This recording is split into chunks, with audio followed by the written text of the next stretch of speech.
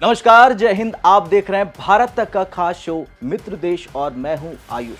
दोस्तों, 28 मई 2026 येरेवान की पहाड़ियों से टकराकर जब भारतीय हथियारों की गूंज निकली तो ये केवल एक सैन्य प्रदर्शन नहीं था, ये एक नए विश्व व्यवस्था यानी कि न्यू वर्ल्ड ऑर्डर का उदय था। दुनिया ने देखा कि कैसे एक देश जो साल 2020 के युद्ध में अपने अस्तित्व की अंतिम सांसें गिन रहा था, आज भारत के अजेय अस्त्रों के दम पर शेर की तरह दहाड़ रहा है। आज भारत तक पर हम उस गुप्त मिशन और कूटनीति की परतों को खोलेंगे जिसने भारत को दुनिया की सबसे बड़ी डिफेंस फैक्ट्री के रूप में स्थापित कर दिया। लेकिन सवाल भी है, और सवाल यह है कि क्या ये आर्मेनिया ने परेड में भारत के हथियार उतार कर बता दिया कि दुनिया को वो देश यानी भारत उसके साथ खड़ा है, जो जिधर खड़ा हो जाता है उधर जीत पक्की होती है। और क्या ये परेड तुर्की अजरबैजान की नींद उड़ा रही है? चलिए जानते हैं इन सवालों के जवाब इस एपिसोड में।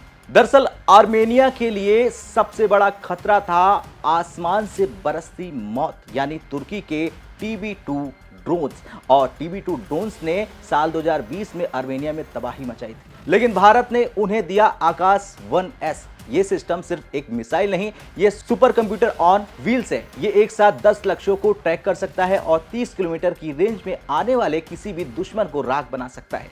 जब परेड में ये मिसाइलें गुजरी तो अजरबैजान के पायलटों के बीच खौफ का मैसेज चला गया।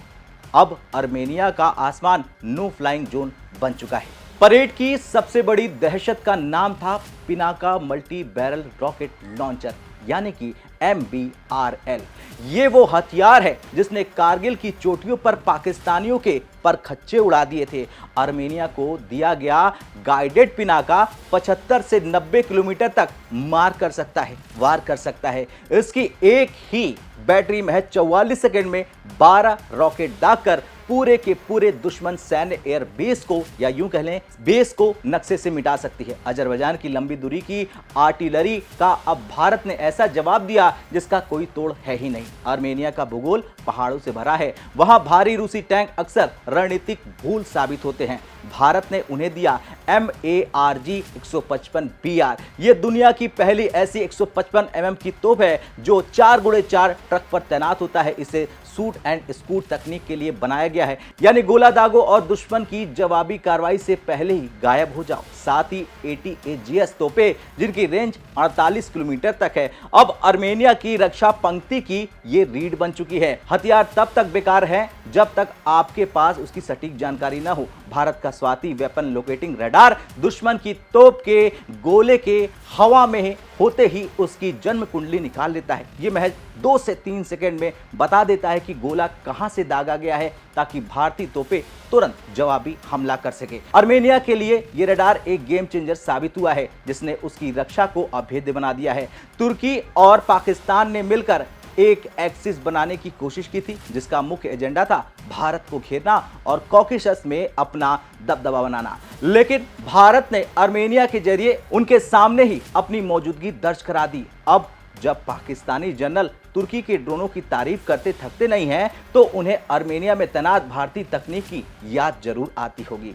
अब ये भारत की स्मार्ट पावर है, दुश्मन को उसके घर में ही ढेर कर लेना। देखा जाए तो आज से 12 साल पहले भारत दुनिया का सबसे बड़ा हथियार खरीददाता था। हम अपनी सुरक्षा के लिए दूसरों के सामने हाथ फैलाते थे, लेकिन साल 2014 के बाद नीतियां बदली। साल 2013 से 14 निर्यात मात्र 686 करोड़ था। साल 2025-26 में निर्यात 38,424 करोड़ यानी कि 4.1 बिलियन डॉलर है। ये 34 गुना की बढ़ोतरी कोई इत्तेफाक नहीं है, ये मेक इन इंडिया की उस जिद का नतीजा है जिसने भारत को आज 100 से ज्यादा देशों का रक्षा साझेदार बना दिया है। यानी भारत के हथियार 100 देशों में पहुंच चुके हैं। अब इन हथियारों के पीछे DRDO के उन हजारों वैज्ञानिकों की मेहनत है, जिन्होंने दशकों तक प्रतिबंधों और सीमित संसाधनों के बावजूद हार नहीं मानी। APJ अब्दुल कलाम साहब का वो सपना आज सच हो रहा है, जहां भारत अपनी रक्षा के लिए आत्मनिर्भर है। आज जब आर्मेनिया का सैनिक भारतीय गन चलाता है, तो वो हमारे वैज्ञानिकों की गौरव को पूरी दुनिया में फैलाता है। आर्मेनिया तो सिर्फ एक मोर्चा है।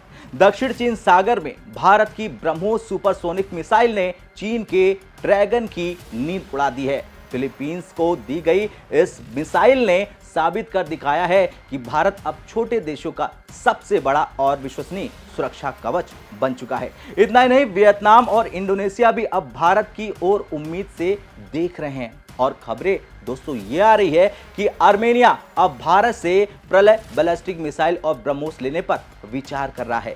और अगर दोस्तों ऐसा हो गया तो ये पूरा क्षेत्र भारत की शक्ति के प्रभाव में आ जाएगा। अजरबैजान और उसके समर्थकों के लिए ये एक चेकमेट जैसा होगा जिसका उसके पास कोई तोड़ नहीं होगा। अब सवाल है कि दुनिया भारत की ओर क्यों भाग रही है? क्योंकि भारतीय हथियार पश्चिमी हथियारों के मुकाबले काफी सस्ते हैं, लेकिन उनकी मारक क्षमता रूसी हथियारों से भी घातक है और इसका प्रमाण है आर्मेनिया के ये हथियार।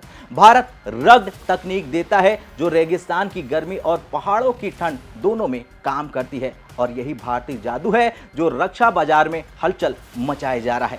आज भारत के डिफेंस एक्सपो में दुनिया के सबसे बड़े देश अपने स्टॉल लगाते हैं और ये सच्चाई है। भारत तक पर हमने आपको वीडियो दिखाई है। भारत अब सिर्फ तकनीक नहीं खरीदता है बल्कि संयुक्त रूप से हथियार विकसित करता है, यानी को डेवलपमेंट करता है। मेक इन इंडिया अब दुनिया के लिए ट्रस्ट और पावर का पर्याय बन चुकी है। भारत की आर्मेनिया नीति के पीछे एक गहरा रणनीतिक संदेश भी है। जो देश कश्मीर में अस्थिरता फैलाना चाहते हैं, भारत ने उन्हें उनके ही पड़ोस में चुनौती दे दी है, चाहे साइप्रस हो, चाहे ग्रीस हो, चाहे आर्मेनिया।